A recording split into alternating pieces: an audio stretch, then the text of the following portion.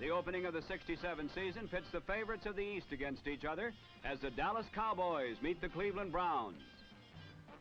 Frank Ryan, playing with a sprained ankle, opens the ball game by hitting his favorite target, Gary Collins, on a comeback pattern for 23 yards. Collins is always tough in the Cowboys secondary, as this isolated replay will demonstrate.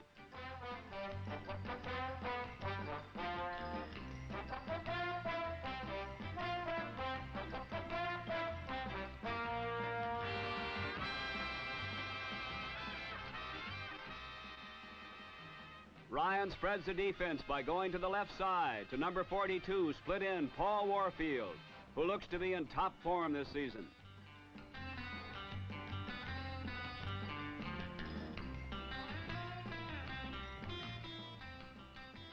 Right, left, and this time up the middle goes the pass to set back Leroy Kelly, and another first down. Kelly, number 44, culminates the drive by sweeping right and into the end zone. It's the Browns 7, Cowboys nothing.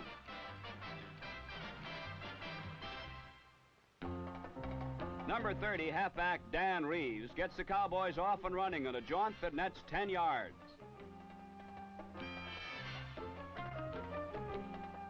Reeves looks extremely sharp as he powers for 10 more.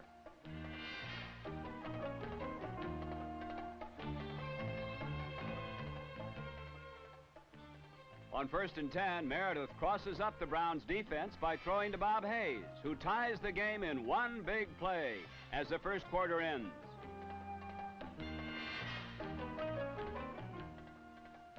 Number 48, Ernie Green, seems to be unhampered by a leg injury as he takes a Ryan pass and moves 25 yards downfield.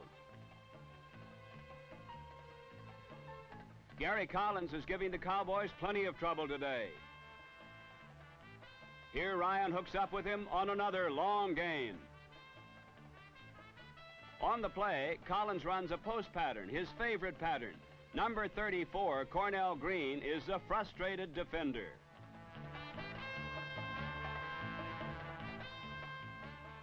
Ernie Green takes another screen pass from Ryan and goes 18.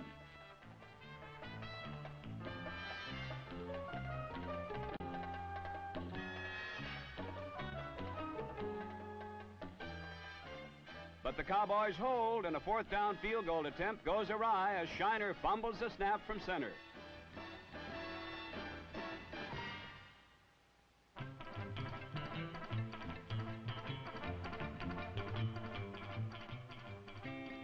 Meredith quickly takes advantage of the break and gets another as a long bomb to Hayes is completed with the help of a Cleveland defender.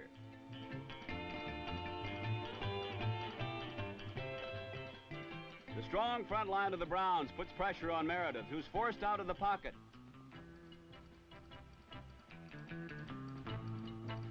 And his last ditch throw is intercepted on a brilliant play by number 20, Ross Fietner.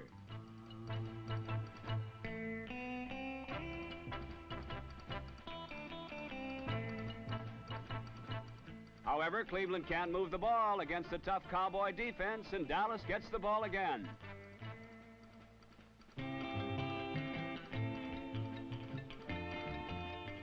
Dan Reeves garners 17 more yards. Reeves always seems to find an opening quickly and is able to move right through it as well as any back in the league. This sixth sense that Reeves possesses plays a big part in the success of the Cowboys last season and will do so again this year.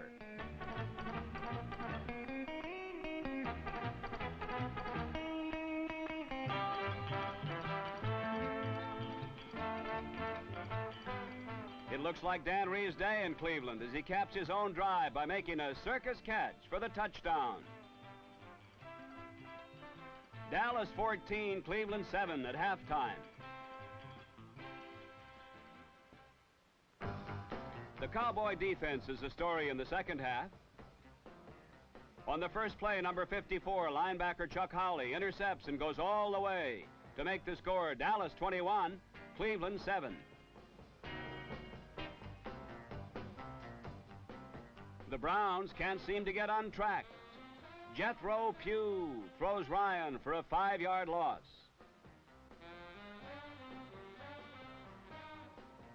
Willie Towns hits Green for a 4-yard setback. The Cowboy defense held the Browns to a minus 5 yards rushing, an unheard of feat. After an exchange of downs, Ryan gets the chance to pass and connects with Green. The Browns' favorite play works again. Ryan to Collins on a post pattern and a touchdown. Watch Collins as he shields himself between the defender and the ball to make the touchdown catch. It's now 21-14. In the last quarter, Ryan gets one last chance to move his team, but the Dallas defense is too good for Cleveland today.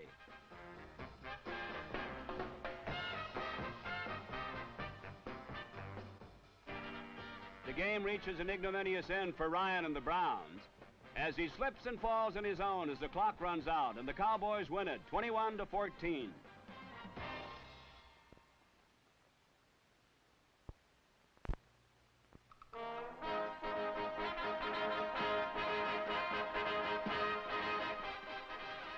Two marching bands, 3 jazz combos, 33 cheerleaders, 75 pom-pom girls, 20,000 balloons, and 82,000 fans welcome the New Orleans Saints into the National Football League.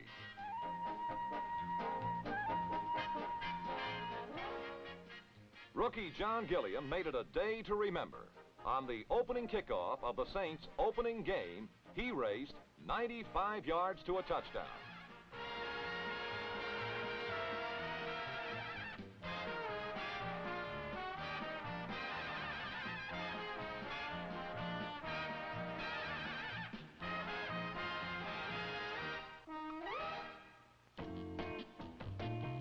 Unruffled by Gilliam's shocking touchdown, the visiting Los Angeles Rams launched a drive midway in the first quarter. Dick Bass, number 22, moved the Rams to midfield. Flanker Bernie Casey, on a Z-out pattern, gained 20 yards in the most significant play of the drive.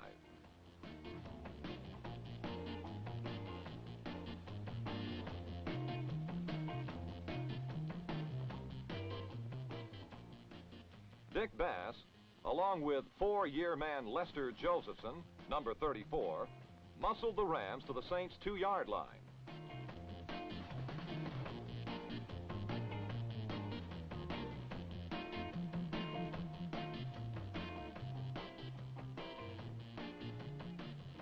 With it 3rd and goal, Roman Gabriel's pass to Dave Pivick was just out of reach.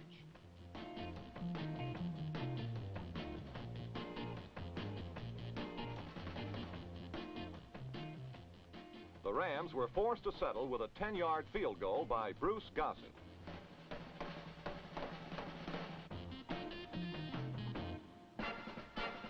Early in the second period, Dick Bass started Los Angeles off again with a 28-yard scamper down the sideline.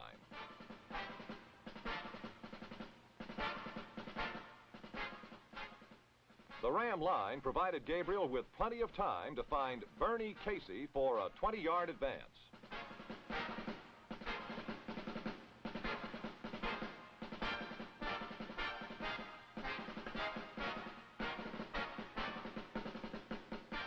But the Ram drive died as a 3rd down flare pass to Tommy Mason fell incomplete.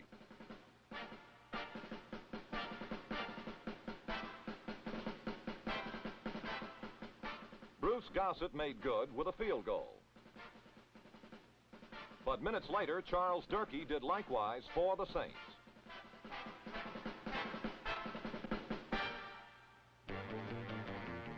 With 2 minutes to play in the half, the Rams moved to midfield by way of a screen pass to Dick Bass.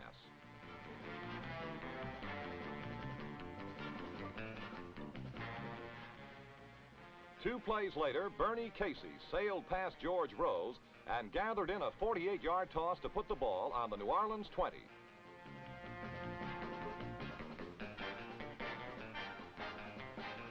Casey, who was the game's leading receiver with 4 receptions for 107 yards, moved the Rams to the Saints' 2. Roman Gabriel, finding his receivers covered, nose-dived into the end zone to give the Rams a lead they never surrendered. In the second half, the massive Ram defense, spearheaded by number 75 All-Pro Dave Jones, smothered the New Orleans offense and pressured them into several unsuccessful gambles.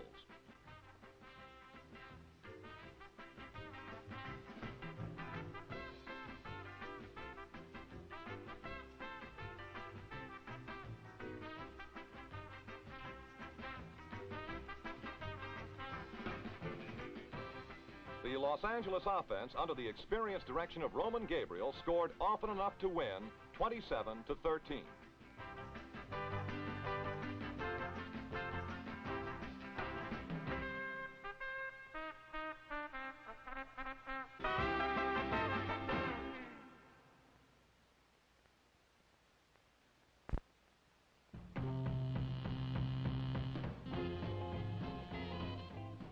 The Washington Redskins, looking for their first opening day victory in 9 years, stunned the Eagles on the opening kickoff. Rookie John Love takes the ball in the 3 and weaves through a maze of green en route for 97 yards and the first touchdown of the NFL season.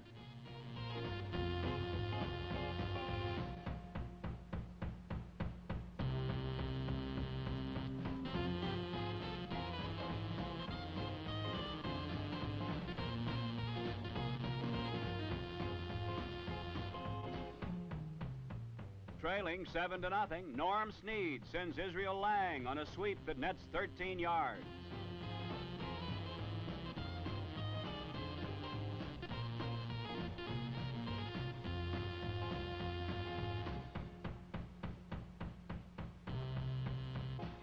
Behind a solid wall of protection, Snead finds newly acquired split end Gary Ballman behind the Redskin secondary. Ballman strides 59 yards for a touchdown that ties the game at 7.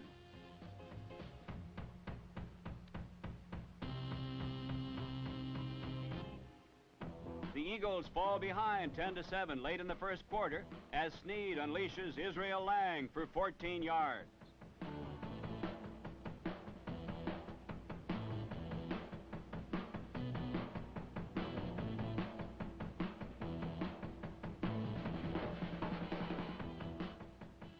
Dick Hart, number 71, leads the way as Lang churns 19 yards as the Eagles reach the Redskin 10.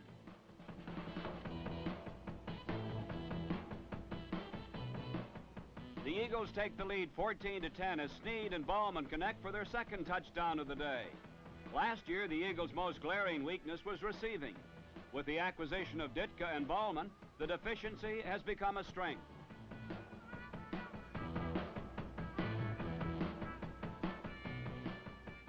In the second quarter, 245-pound rookie Redskin fullback Ray McDonald makes his presence felt.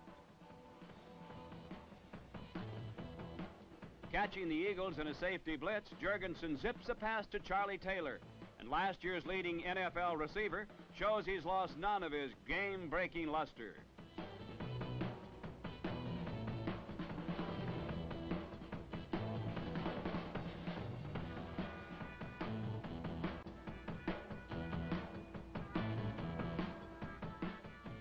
Joe Don Looney caps the drive as he beats Aaron Martin to the flag. Washington regains the advantage, 17-14.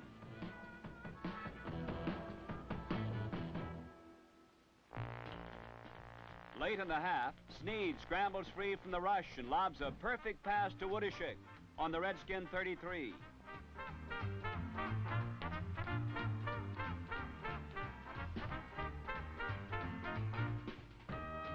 On a quick post, Ballman beats Jim Shorter to the Washington 1-yard line.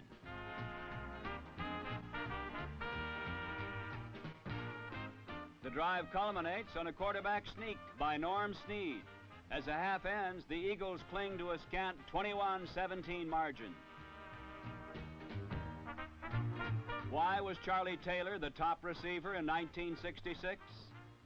because he blended speed, moves, and desire into an all-pro package.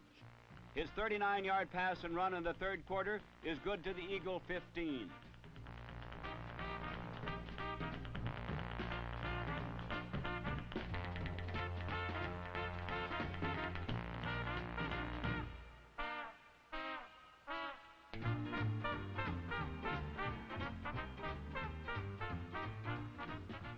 Eagles defenders flood the secondary. Jurgensen's pass to Jerry Smith is barely beyond the end line.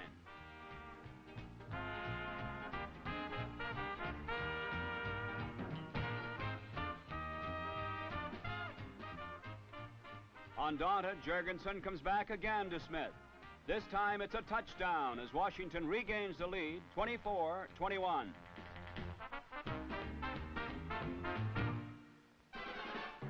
At the end of the third period, the seesaw battle continues as Tom Woodishik streaks 40 yards on a draw and outspeeds the Redskins secondary to the goal line. Eagles 28, Redskins 24.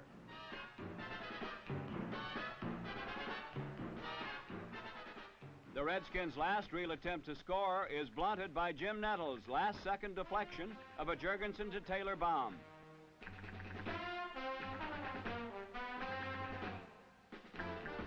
In the waning minutes of the fourth quarter, Norm Snead connects with a 68-yard bomb to flanker Ben Hawkins.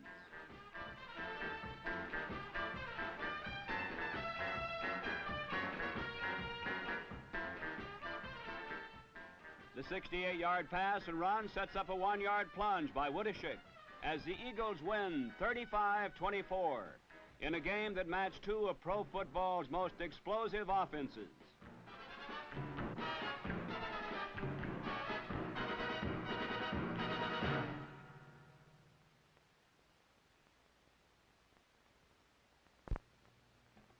Two quarterbacks are the focus of attention in St. Louis for the Giants-Cardinals opener. One is number 10, Fran Tarkenton, New York's newly acquired field general. He completes this pass to Ernie Coy, who carries to the St. Louis 29.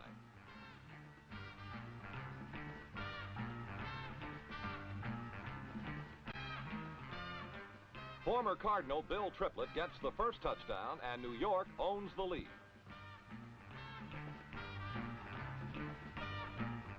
The other new quarterback is number 17, Jim Hart, who teams with tight end Jackie Smith for a gain of 45 yards.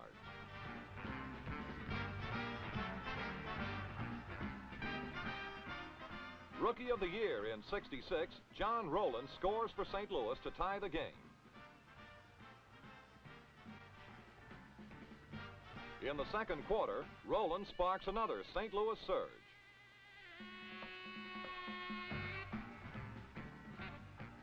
Behind a pair of pulling linemen, Rowland sweeps to the New York 32.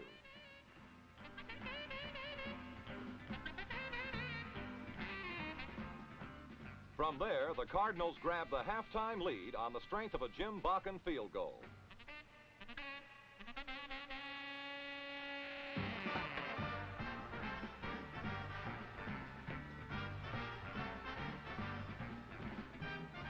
The first evidence of impending disaster for St. Louis occurs in the third quarter when Hart is intercepted by Vince Costello.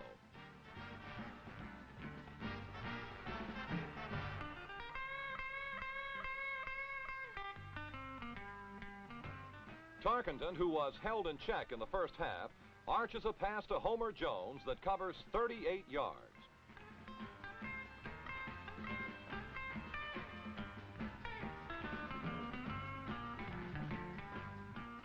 Look at that catch once more.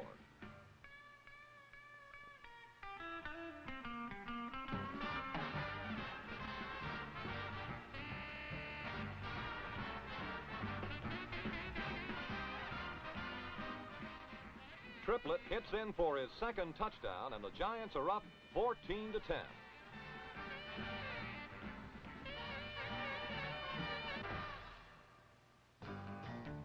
Hart, who replaced the Army call Charlie Johnson, finds more trouble when Henry Carr intercepts for New York.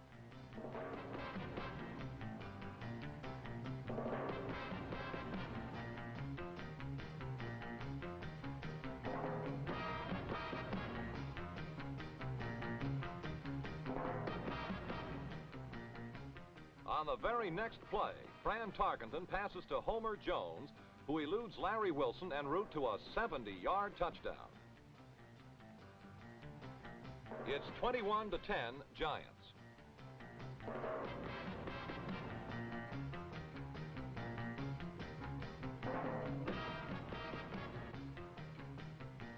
Hart, who has had a minimum of pro experience, finds veteran receiver Bobby Joe Conrad at the New York 37.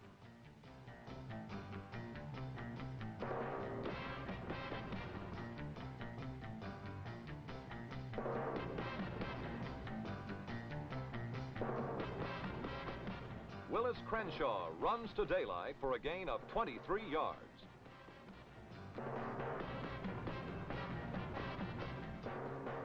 This field goal by Jim Bakken makes him the leading scorer in Cardinal history, but the Big Red still trails. After forcing the Giants to punt, the Cardinals' Jim Hart again is victimized by the New York defense. Number 20, Scott Eaton, a rookie from Oregon State, picks off the third Cardinal pass of the game, but he does pay a price.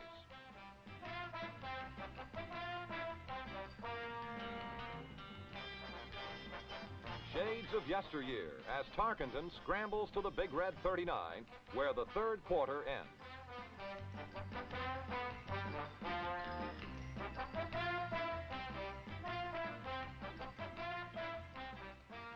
Tarkenton maintains the fast tempo into the final period with a 38-yard strike to Homer Jones.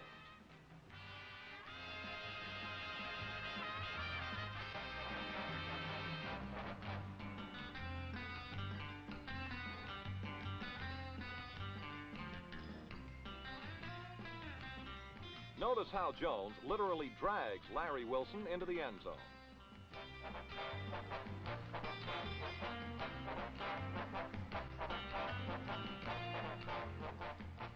On a halfback option, John Rowland, rather than throw, elects to run.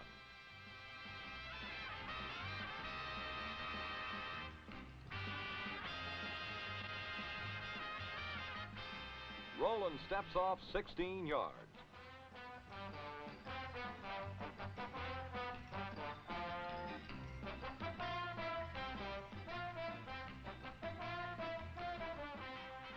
But once more, the Cardinals come a cropper. This time, it's a fumble that does them in as the Giants' Jim Moran recovers.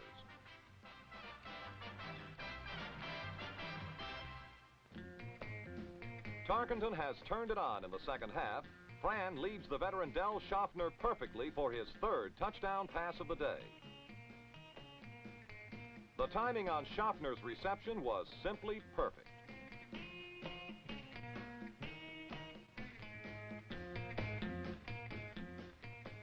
In the waning moments of the game, Jim Hart zips the ball to Jackie Smith as the Cardinals make their final effort. They score on the last play with Hart hitting Prentice Gaunt, but this day belonged to the New York Giants, who upset the St. Louis Cardinals 37-20.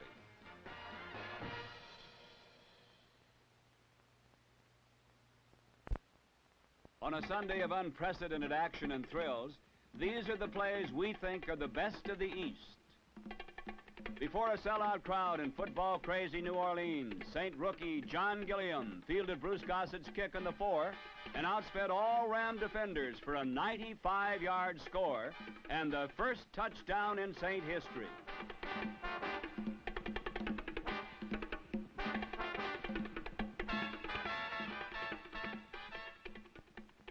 The best of the East was also supplied by the Giants' Homer Jones, who took quarterback Fran Tarkenton's pass in the clear and, aided by number 38 Bill Triplett's screen block, galloped 70 yards for a touchdown.